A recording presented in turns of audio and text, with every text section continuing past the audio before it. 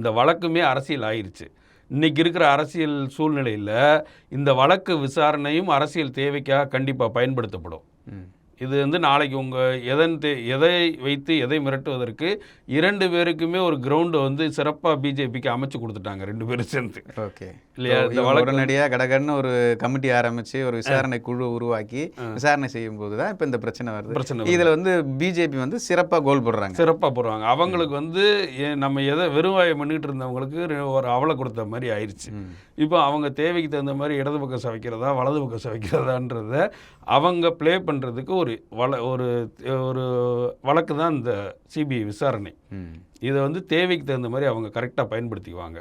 நாளைக்கு ஒரு அரசியல் தேவை ஏற்படுதுன்னா அதை வச்சு இந்த பக்கம் மிரட்டுறதுக்கும் இது பயன்படும், அந்த பக்கம் மிரட்டுறதுக்கும் பயன்படும். கடைசி வரைக்கும் இதில் தெரிய போகிறது இந்த 40 பேர் எதுக்காக செத்தோன்ற இதே தெரியாமல் இறுதியில் நடக்கக்கூடிய விஷயமாக தான் இது இருக்கும். வழக்கமாக சிபிஐ விசாரணை வந்து கொஞ்சம் ஒரு லாங் ஜேர்னி போகும். லாங் ஜேர்னி, ரொம்ப பெரிய லாங் ஜேர்னி. அது வந்து ஒரு அரசியலுக்காகவே இது வந்து அரசியல் பொறுமையாக செய்கிறாங்க.